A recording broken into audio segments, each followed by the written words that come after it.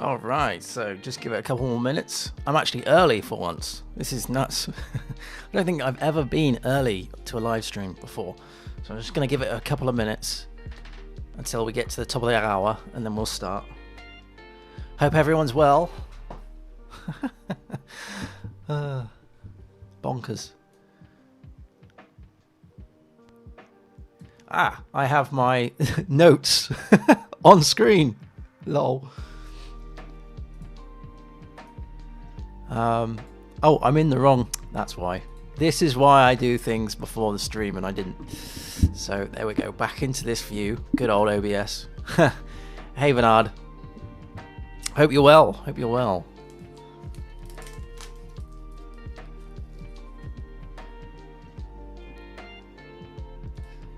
Yeah. Yep. All good, thank you. All good. Just give it another minute, and then I'll crack on. Today we're talking about code tests. Cool. Okay.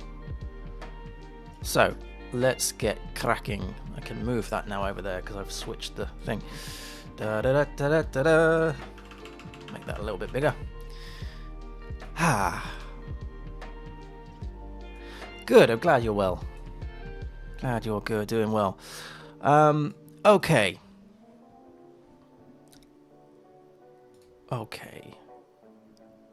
SSL certificates are still some issue.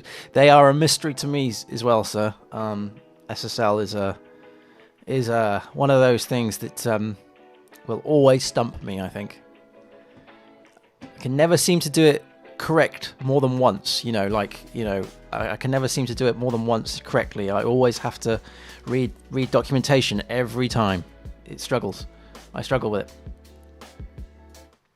Hello, and welcome to episode 143 of the How to Code Well podcast. It is Thursday.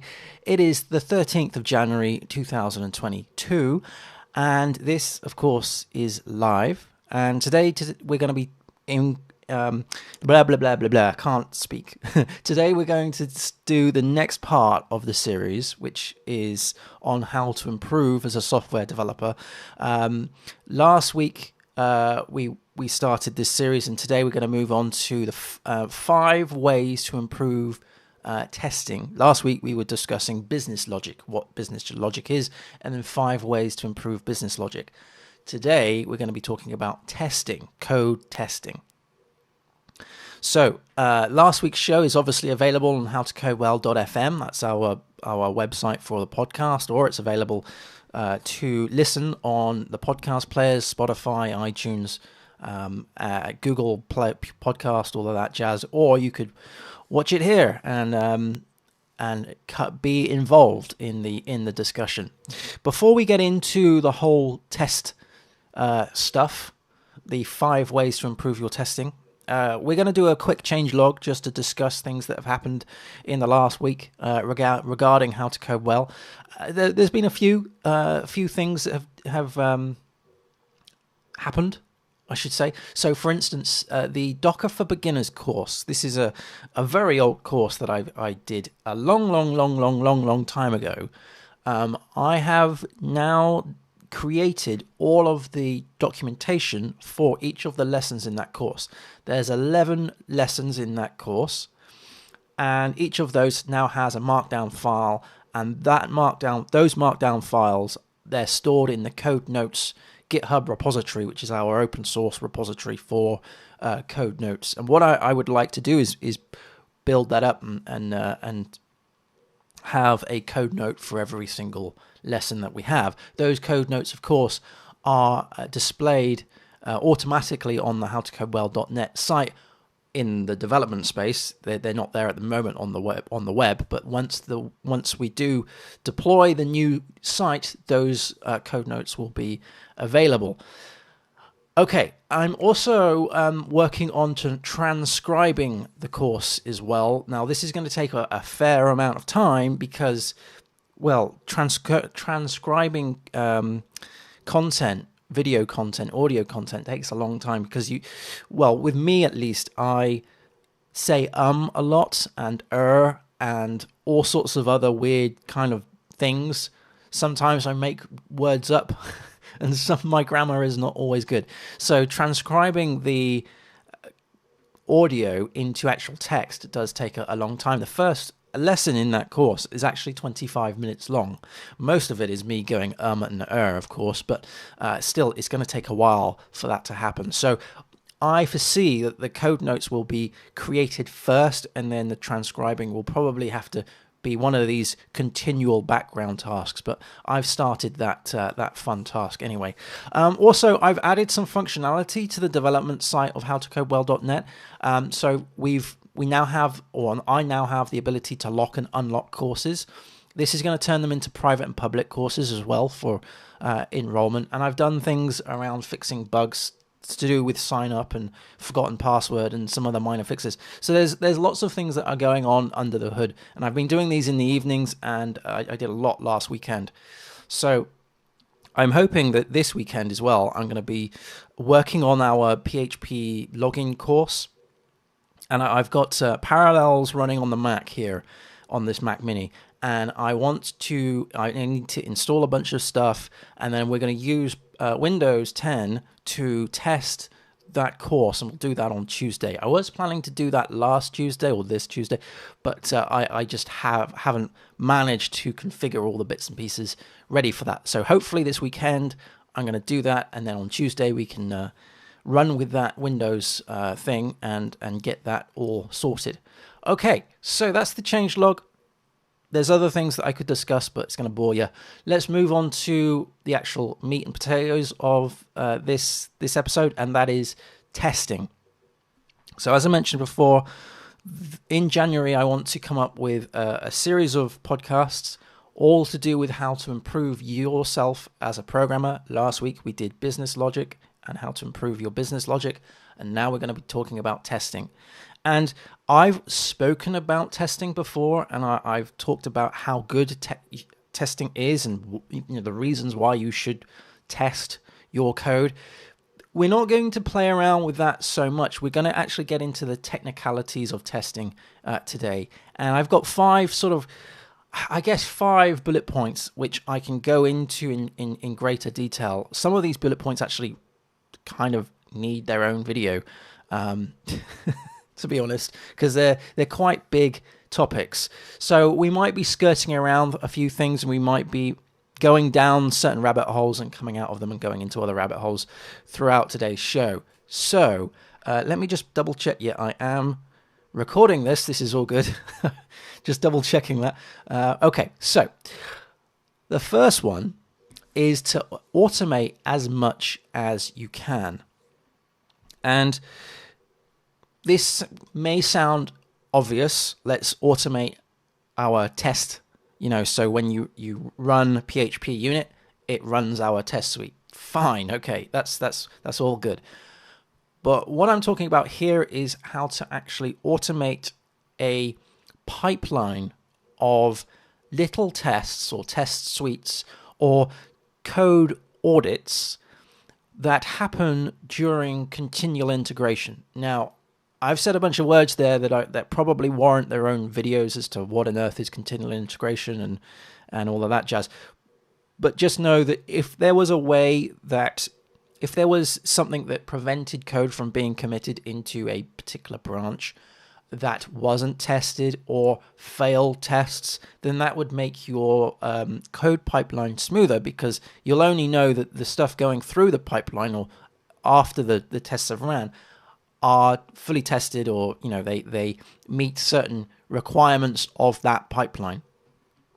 So try and automate your tests and have a pipeline, have continual integration, and also make sure that your pipeline can actually be ran locally.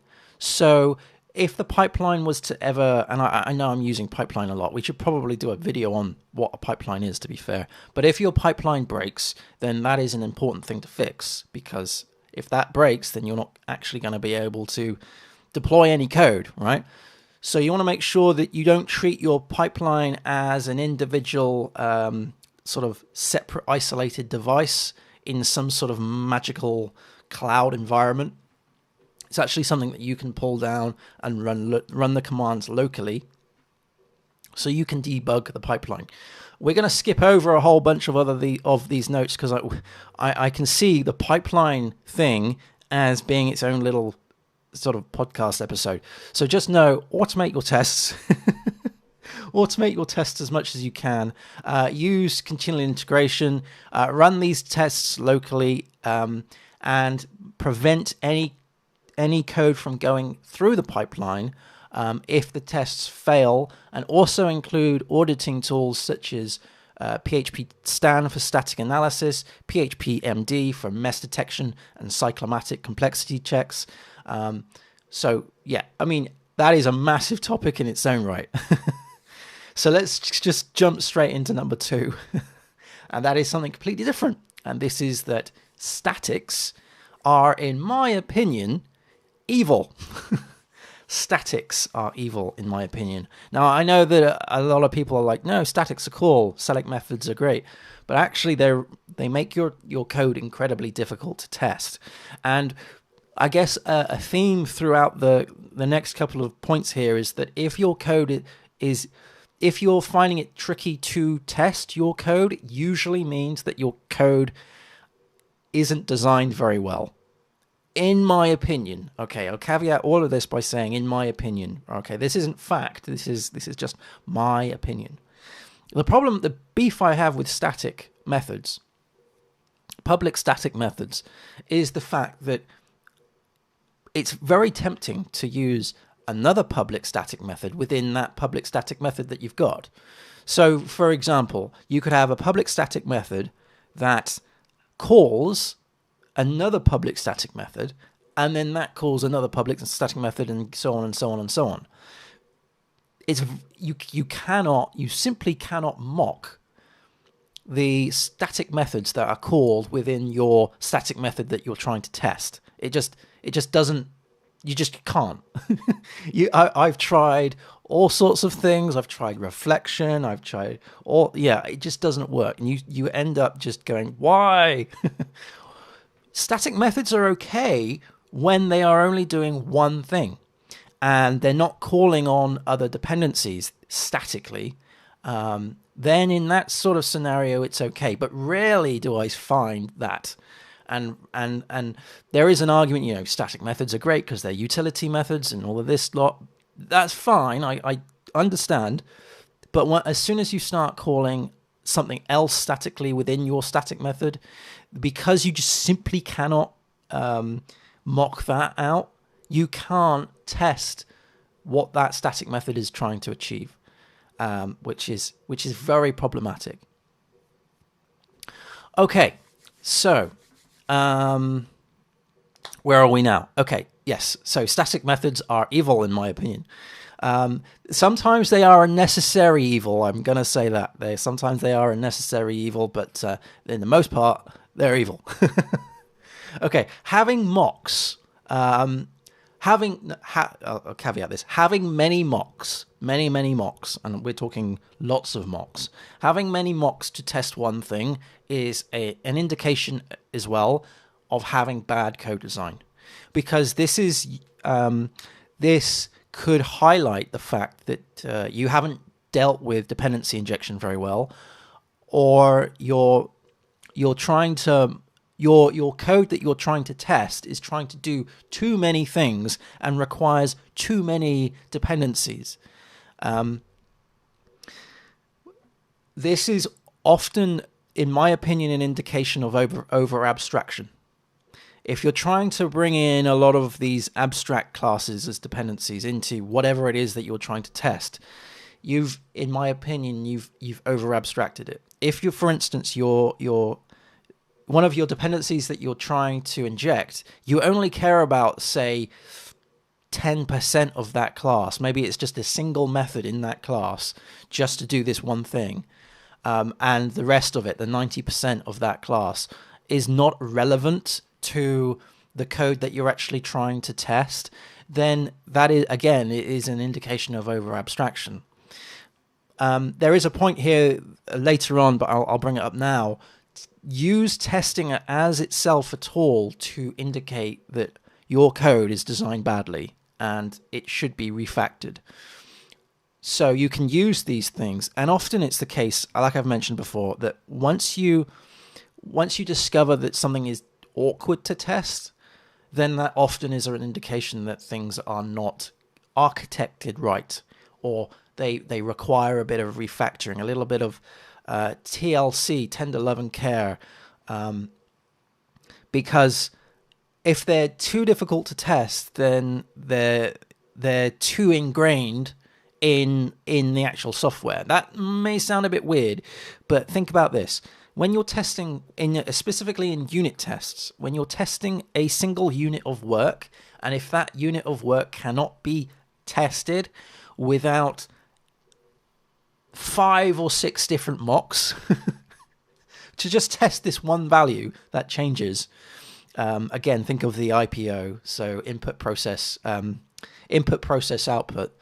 So basically, you're testing the process and making sure that the output is as expected.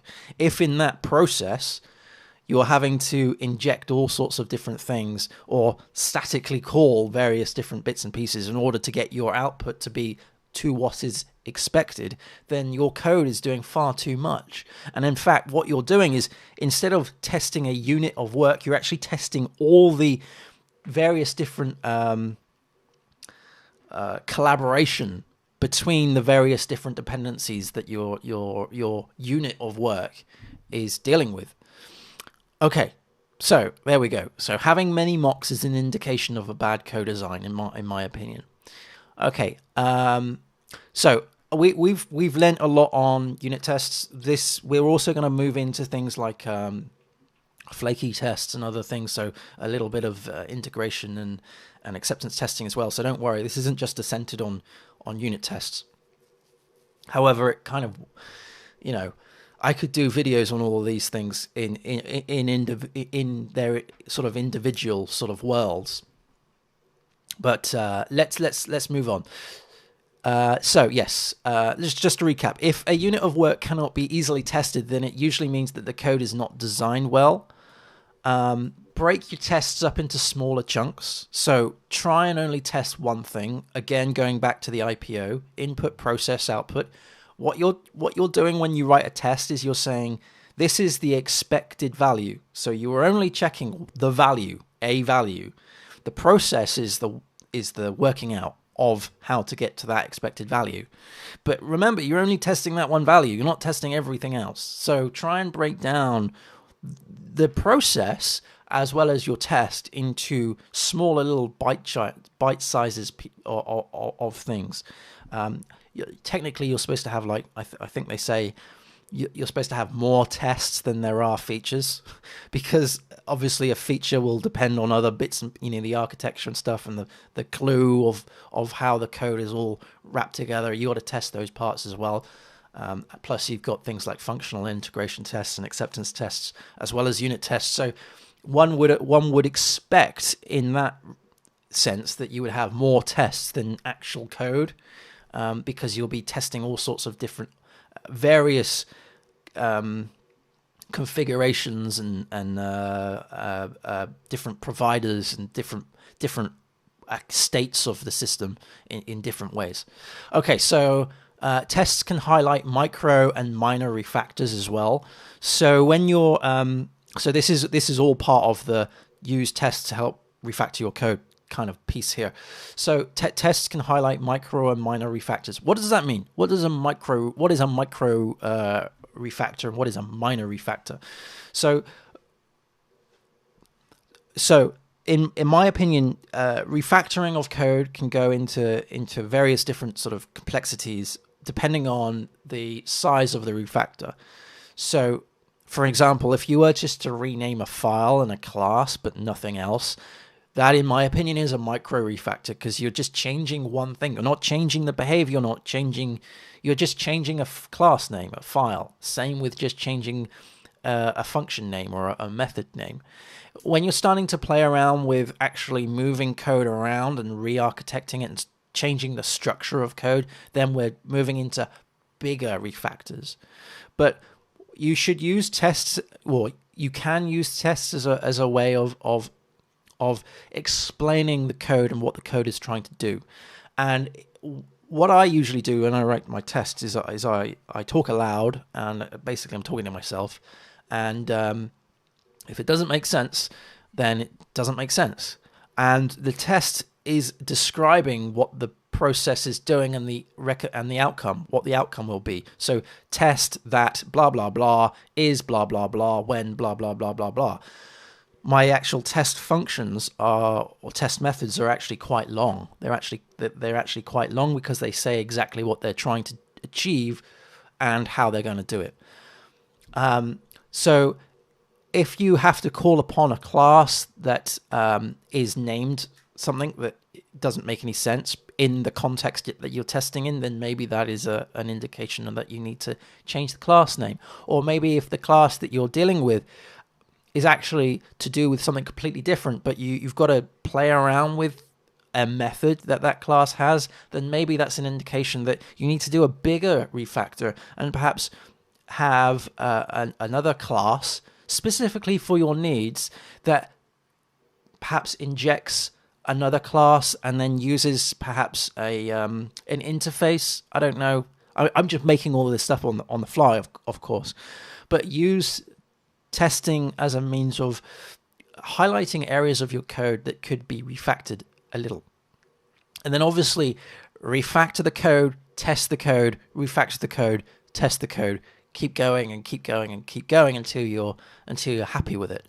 But obviously don't fall into the trap of over abstraction, because that's quite painful. Anyway, so try and do this if you can in a TDD kind of way. So what you would do is you would go, okay, this code, if this was a legacy project and you've just jumped on it and so the code is already existing, you can't start with TDD because you're starting with the code. But once you start refactoring, you can then fall into TDD because you've got, say, the existing code base and you want to refactor it. Well, create the new method or create the new class, test that. Oh, it fails. Yes, because the various bits and pieces aren't there yet. Then you can migrate the code across to the new refactored world, and then test that. Bring in the other bits and pieces, and off you go to the races. I hope that made sense.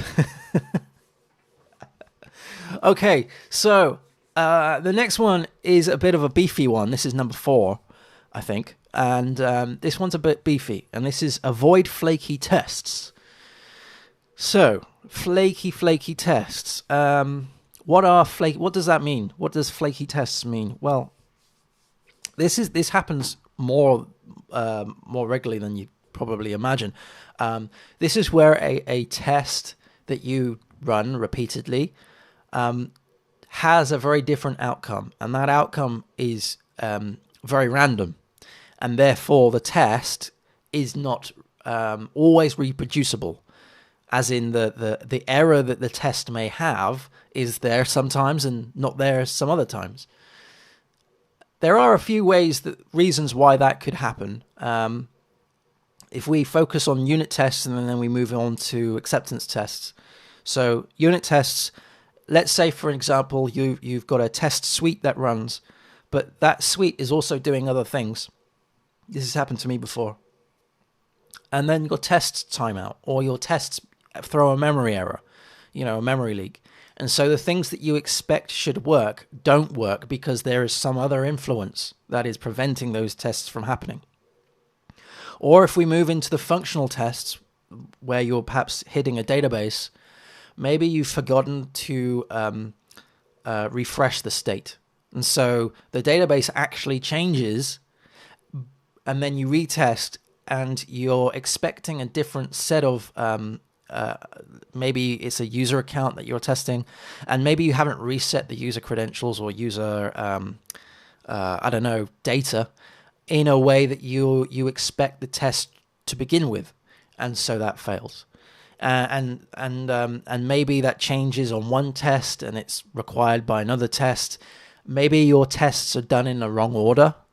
But also there are other things. I mentioned memory links. I mentioned timeouts.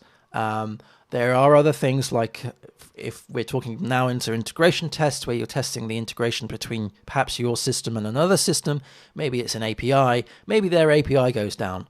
Their sandbox goes down. And then it comes back up again. Or maybe their sandbox is too slow. Or maybe, I don't know, something happens asynchronously, which you didn't expect. So essentially what I'm saying here is that you got to try and test the unexpected. The temptation, of course, is to always test the happy path. So you're testing that things work. Not you're testing. You rarely, in my experience, you rarely start a test by testing how it is going to fail. So these flaky tests are actually quite important, and you shouldn't be annoyed with these. Well, they are annoying. Trust me, they are annoying. But you shouldn't look upon them as like, oh, just get rid of the test because they're getting in the way.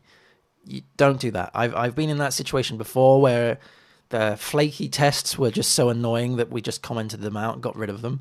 But actually they're valuable tests to have, in my opinion, because they are actually showing how the system is going to cope under those various different circumstances.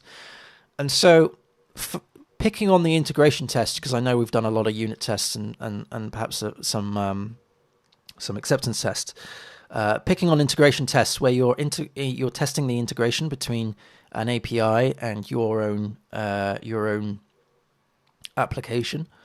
What you can do is you can actually mock the API, the responses coming back from wherever. I've done this with Stripe. So with the Stripe API, I've created my own Stripe API, which replicates Stripe, but because I'm in control of it, I can turn it to, I can change the speed of the responses. I can change whether the error codes come back differently. I can then control how that API is going to respond, if it responds at all. And then I can test how my code is going to be affected with that. And so I can actually play around and force failure and test how my code is going to react upon failure. So that's certainly a way to try and mitigate flaky tests. Another way is to, if you're dealing with if you're testing on a system that does other things, then that's usually a bad idea. So if you've got cron jobs running on your test suite that do various different things, I don't know, I've worked on things where the test suite does all sorts of backups or logs and reporting and other things. That try and silo your test suite to only do the tests. So whether this is in the cloud, get a VPS that is specifically just for testing. Try and limit the amount of other things that your test suite does. I know it's very tempting to go, oh, well, we've got a box that just does tests, so let's get it to do other things. Those other things can affect your tests. And in my experience, when the flaky tests happen, they happen when you're trying to fix a critical issue. They happen when they shouldn't happen. And they happen out of the blue. So try and silo your test suite to only be your test suite. Don't use your your server that the tests are running on to do other things, because that's gonna screw you up. And it probably will be fine, as soon as you do that apt-get install and run that thing, that it'll be probably fine then. But what can happen is memory leaks. Or at a certain time of the day, maybe a cron runs and then the database locks up because it's ran out of storage space or allocation or whatnot. So yeah. What you also want to try and do with your tests as well is to try and mimic flakiness as well. So what happened? How does your application respond when the values change for the worse? Like What happens when things are null when they should be an instance of an object? What happens when I think we're moving into mutation testing, which I don't really know much about, but what happens when your application, the values of your software alter for the in a wrong way? How does that work? Because they're going to happen at some point in the real world. It's only you running that test suite. When your application is out in the wild, it could be seen and used by millions of people all at once, and they'll all have very different outcomes. It's not always just going to be how it looks when you refresh the page. Okay, so the last one is less technical, more about how one thinks and perceives about tests, and that is, rethink what testing means to you. So I've been on a little journey, I guess, over the last year or so. I try and test as much as I can do. I certainly test as much as I can do on howtocodewell.net. I've got, a good set of, in my opinion, strong tests on howtocodewell.net on the development site. But I've been trying to do more testing out when in the professional sense when I'm working for clients, and I've got a huge long way to go. But one thing I have been working on is my perception of testing and what testing actually means to me. So I've come up with, 4 ways of thinking about tests. The first one is that testing is a contractual agreement between the programmer and the code. And this is really important. This has changed my way of thinking about tests, because once you start seeing it as a contractual agreement between you and the code, it means that what you're doing when you're writing a test is you're saying that this fact, this assertion, should be the expected value. And that is the agreement that you as a programmer have to the test. And if that doesn't happen, if the test fails, then that means that the contract is broken. So it's kind of a very different mindset. It's not just more code to write. It's I'm actually writing contractual agreements between me and the test suite. And this is all of the things that I know are factually correct. The code will only behave in how you code it. So if you're creating a contract to say behave in this manner under these circumstances, then that is you coming up with that binding contract. Which means, moving on to the next part, testing is actually more like documentation, because the way you write your test methods that explain what it is that you're going to test and how that process works, that is actually documentation. And you can write this documentation in various different ways, such as Gherkin. I really like the Gherkin programming language. The Gherkin language. I try and use this in acceptance criteria in ACs, where it's given, when, then, and blah blah blah blah blah.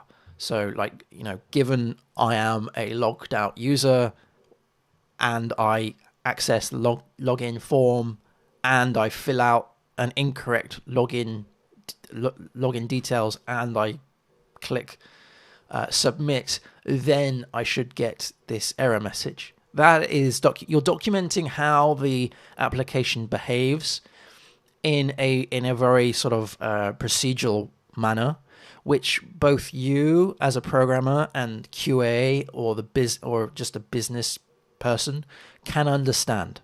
Someone else on the team can understand, because it's very matter of fact. It's given, when, then, blah blah blah. It makes sense. It's easy to read, and there's nowhere to hide when you're actually being that matter of fact and that precise.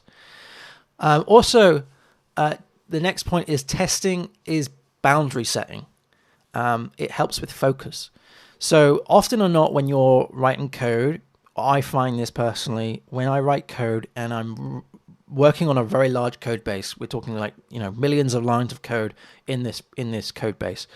It's very tempting to not see the woods through the trees. It's, having a very sort of not a focused look upon something. You're trying to think of everything at once. And that can become quite tricky when you're working on a specific feature or a bug on a specific feature. Whereas when you're testing in the unit sense, at least, you're testing a unit of work, which means that you are more dialed in, you're more focused on what that one piece of functionality is doing, and you're testing that one piece of code.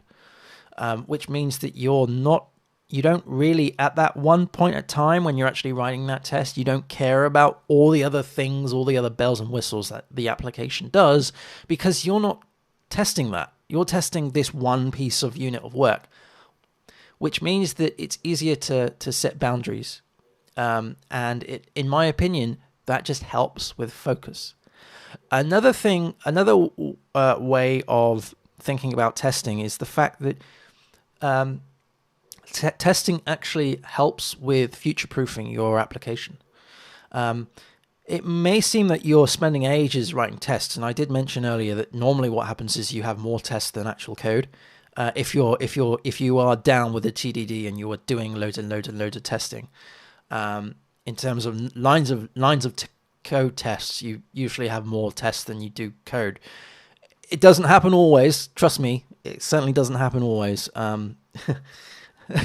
Especially, I'm a contractor, so when I jump onto legacy applications and some of them just don't have any tests, so that just doesn't work. But when you're working on an application that is test driven and test focused, then yeah, there seems to be more tests than the actual code, because you're testing the various different endless possibilities of the application.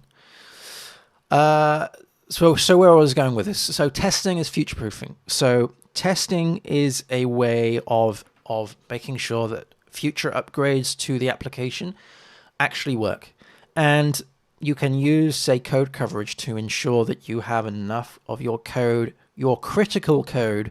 So not just code coverage as in, yay, I've just hit 90% code coverage. Code coverage in the sense that, yay, I've hit 90% of the business critical pieces of code. The other pieces of code that aren't business critical probably can be left for now. It's not critical that they are checked over. Not as critical as the business critical pieces of code. Try and get the code coverage high on that, because that is important. That is the thing that's actually going to make you money. If your site does make money. So what you want to do is make sure that that's a high percentage of code coverage on those things, and that when you come to upgrade your application, you have something that is reliable and repeatable, that tells you that these things are still working when you do the upgrade. And you can also do the upgrade in sort of a sandbox environment, that the tests, because of your continual integration that we mentioned right at the start of this, they will not allow any code going into your application that fails the tests. So you are essentially creating a gatekeeper, a guard that prevents anything from going into your application that will break those tests, which means that you have a line of defense. And believe you me, I've worked on applications where there has been very little tests and I've had to do an upgrade, and that has scared the life out of me. Having tests really does help with the mental health when you're doing upgrades. Certainly does, because then you have something that is reliable and repeatable, and some proof, factual proof that your application will work with this upgrade. So that's five. I think we did 6 in the end. 5 ways to improve your testing. Automate as much as you can. Statics are evil. Having many mocks is an indication of bad code design.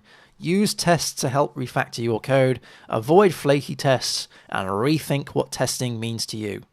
I think that was 6. Anyway, there you go. I hope you enjoyed that. If you've got any questions, of course, do let me know. Go to howtocodewell.net/contact. That is the contact form for the howtocodewell.fm, /contact. That's our contact form. And I look forward to seeing you all on Sunday for our Sunday stream. What we're going to do on that, well, I haven't particularly decided, but we are going to be doing code. It's not going to be doing the code notes stuff that we did on Tuesday. It's actually going to be writing some code, but I need to work out what that is. A feature or a bug that I choose on the howtocodewell.net site. That's what we're going to do on Twitch. I'll probably be there around 2:30 on Sunday. I'll let everybody know via Twitter. Happy coding, everyone. I hope you've all had a fantastic week, and you're going to continue to have a fantastic week because it's only Thursday. Take care, and I'll speak to you again next Thursday here at 8 o'clock GMT. We're still on GMT here on YouTube, youtube.com/howtocodewell. Take care. Happy coding. Blah, blah, blah. Happy